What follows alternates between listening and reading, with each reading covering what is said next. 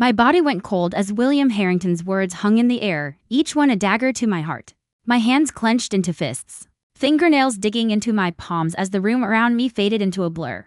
His voice, somehow both muffled and impossibly clear, echoed in the sudden silence. My son deserves better than someone from the gutter, he announced to the room of his country club cronies, business associates, and his now stunned family, street garbage in a borrowed dress, pretending to belong in our world. 23. Pairs of eyes darted between William and me, waiting to see if the nobody dating the prince would dare respond to the king. Each of my heartbeats hammered in my throat as I carefully folded the linen napkin, a fabric that probably cost more than my first apartment's rent, and placed it next to my untouched plate of overpriced salmon. Thank you for dinner, Mr. Harrington, I said, standing slowly, and thank you for finally being honest about how you feel. My name is Zafira, I'm 32, and a self-made entrepreneur. This is the story of how I turned a public humiliation into the most expensive lesson a man ever learned. Zafira, don't, Quinn pleaded, grabbing my hand. I squeezed his fingers gently, then let go. It's fine, love, your father's right, I should know my place. A self-satisfied smirk spread across William's face, the victorious look of a man who believed he had won, who thought he'd finally driven away the street rat who dared to touch his precious son. If only he knew. I walked out of that dining room with my head held high, past the Monet in the hallway, past the servants who avoided eye contact, and past the Bentley in the driveway that William had made sure to mention cost more than I'd make in 5 years. I strode through the marble foyer and out to the circular driveway where my car was parked. Quinn caught up to me at my sensible Toyota, the very car William had sneered at when I'd pulled up. I'm so sorry, he said, tears streaming down his face. I had no idea he would. I pulled him close, inhaling the scent of his cologne mixed with the salt of his tears. This isn't your fault. I'll talk to him. I'll make him apologize. No. I tucked a strand of his dark hair behind his ear. No more apologizing for him. No more making excuses. He said what he's been thinking for the past year. At least now we know where we stand. Zafira, please don't let him ruin us. I kissed his forehead. He can't ruin what's real, Quinn. I'll call you tomorrow, okay? He nodded reluctantly and I drove away from the Harrington estate, watching in my rearview mirror as the mansion grew smaller, its lights twinkling like stars I'd supposedly never reach. My phone started buzzing before I even hit the main road. I ignored it, knowing it was probably Quinn's mother, Rachel, trying to smooth things over, or maybe his sister, Patricia, offering awkward solidarity. They weren't bad people, just weak ones, too afraid of William to ever stand up to him. But I had more important calls to make. I voice-dialed my assistant as I merged onto the highway. Danielle, I know it's late. Ms. Cross, is everything all right? Danielle had been with me for 6 years, since before the world knew who Zafira Cross really was. She could read my moods like a book. Cancel the Harrington Industries merger. Silence. Then, ma'am, we're supposed to sign papers on Monday. The due diligence is complete. Financing is secured. I'm aware. Kill it. The termination fees alone will be, I don't care about the fees. Send the notice to their legal team tonight. Cite irreconcilable differences in corporate culture and vision. Zafira. Danielle dropped the formalities, which she only did when she thought I was making a mistake. This is a $2 billion deal. What happened at dinner? He called me garbage, Danny, in front of a room full of people. Made it clear that someone like me will never be good enough for his family or, by extension, his business. That bastard. I could hear Danielle's fingers already flying across her keyboard. I'll have legal draw up the termination papers within the hour. Want me to leak it to the financial press? Not yet. Let him wake up to the official notice first. We'll let the media have it by noon tomorrow. With pleasure, ma'am. Anything else? I thought for a moment. Yes. Set up a meeting with Fairchild Corporation for Monday. If Harrington Industries won't sell, maybe their biggest competitor will. You're going to buy his rival instead? Why not? Garbage has to stick together, right? I hung up and drove the rest of the way to my penthouse in silence. The city lights blurred past, each one a reminder of how far I'd come from the kid who'd slept in shelters and survived on free school lunches. William Harrington thought he knew me. He thought he'd researched enough to understand what kind of woman was dating his son. He knew I'd grown up poor, that I'd started working at 14, that I'd put myself through community college and then university through sheer determination and an unhealthy amount of caffeine. What he didn't know was that the scrappy kid he looked down on had built a corporate empire while staying in the shadows that crossed technologies. The company his own firm was desperately trying to merge with to stay relevant in the tech age was mine, that I'd spent the last decade acquiring patents, poaching talent, and strategically positioning myself to become the kingmaker in our industry. He didn't know because I'd kept it quiet, using holding companies and trusted executives as the public face of my operations. I'd learned early that real power came from being underestimated, from letting blowhards like William think they held all the cards. As I pulled into my building's garage, my phone lit up with an incoming call. Harrington CFO Martin Keating. That was faster than I expected. Martin had my personal number from our previous merger discussions where we'd exchanged contact information for urgent matters. Safira, it's Martin. I'm sorry to call so late, but we just received a notice from Cross Technologies terminating the merger agreement.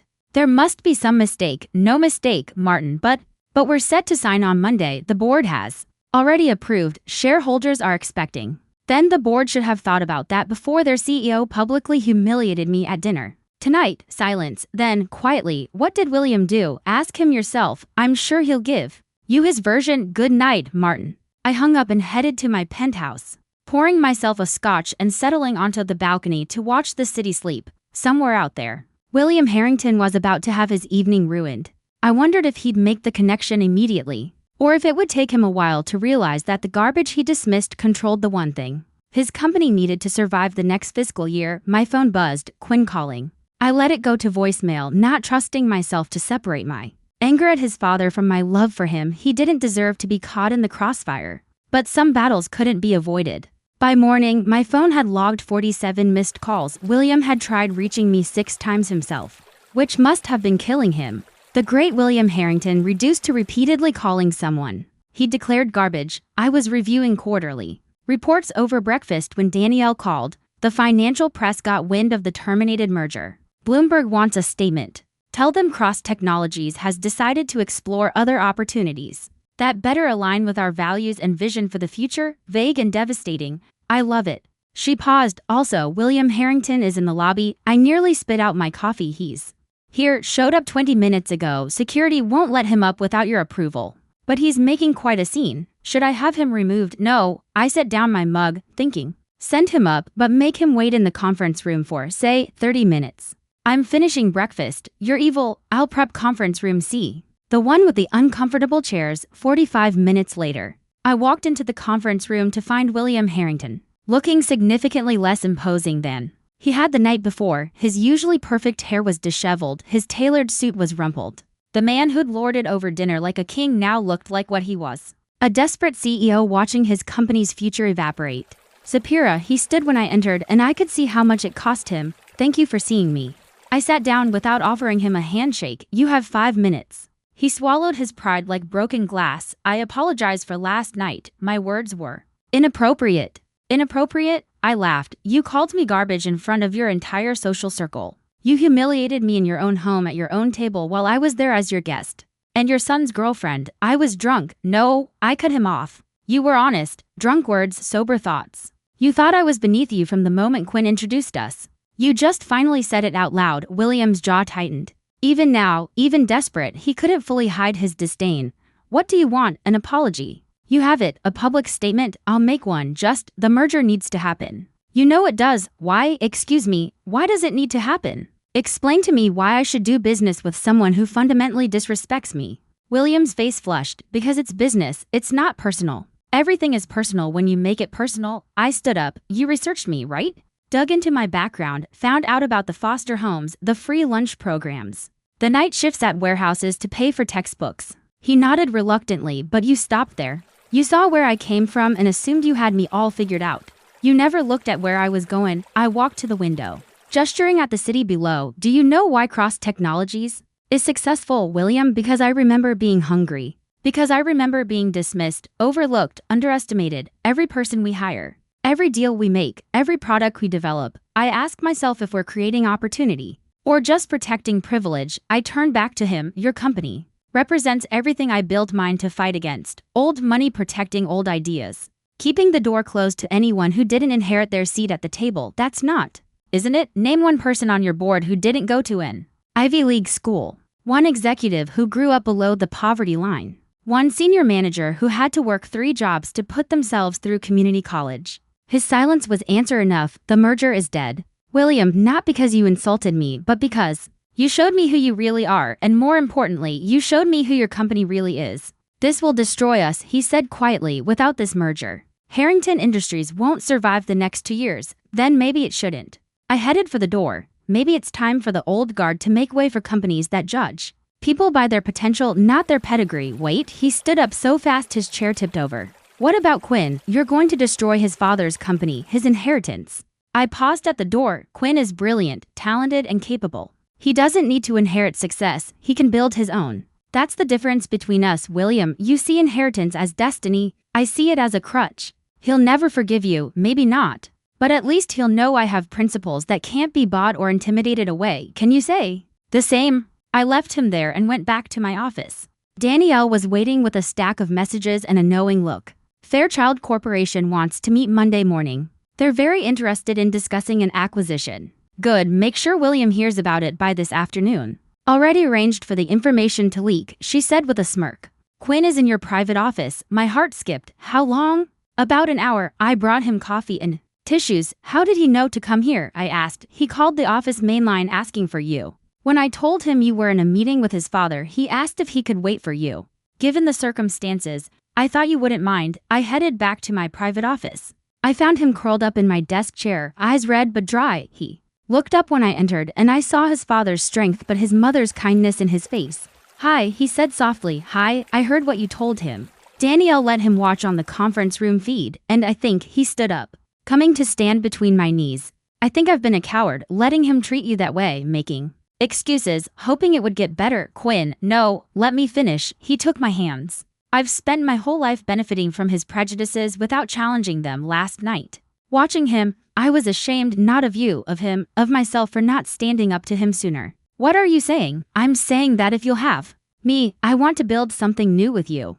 Without my family's money or connections or conditional approval, I pulled him close. Are you sure? He's right about one thing. Walking away from that inheritance is no small thing. He laughed, and it was the most beautiful sound I'd heard in days. Zapir across. You just terminated a $2 billion merger because my father disrespected you. I think we'll figure out the money part. I love you, I said, meaning it more than ever. I love you, too, even if you did just declare corporate war on my father. Especially because of that, he agreed, kissing me. My phone buzzed. Danielle again. Ma'am, William Harrington is holding an emergency board meeting. Our sources say they're discussing reaching out to you directly over his head. I put the phone on speaker. Tell them Cross Technologies might be willing to discuss a merger with Harrington Industries under new leadership. I emphasized the last two words. Quinn's eyes widened. You're going to oust my father from his own company? I'm going to give the board a choice, evolve or perish. What they do with that choice is up to them. He thought about it for a moment, then nodded. He won't go quietly. I wouldn't expect him to. This is going to get ugly, probably. My mother will cry, definitely. My sister will write another terrible song about family drama. God help us all. I smiled, and it was sharp and beautiful and a little bit dangerous. So, when do we start? He smiled back. How about now? And that's how the nobody dating the prince became the king who toppled the kingdom. Not with a sword or an army, but with a simple truth. Respect isn't inherited, it's earned. And those who refuse to give it when it's earned, well, they learn the hard way that sometimes the garbage takes itself out and takes everything else with it. By the following Monday, William Harrington was no longer CEO of Harrington Industries. By Tuesday, Cross Technologies had announced a merger with the newly restructured company. By Wednesday, Quinn had accepted a position as our new head of strategic development, turning down his father's offer to fund a rival venture out of spite. And by Thursday, William Harrington had learned the most expensive lesson of his life: never call someone garbage unless you're prepared to be thrown out with it. 6 months later, Quinn and I were engaged, with plans for a small ceremony far away from his father's social circle. William hadn't spoken to either of us since his removal as CEO, though Quinn's mother called weekly, slowly rebuilding their relationship on new, more honest terms. Before you go, here's a quick bonus for sticking around. If you love learning and growing like I do, you need to try audiobooks. I've got an exclusive deal with Audible. Your first month is completely free. That's access to over 500,000 titles. Zero cost to you. All the details are waiting in the description. Don't miss this one.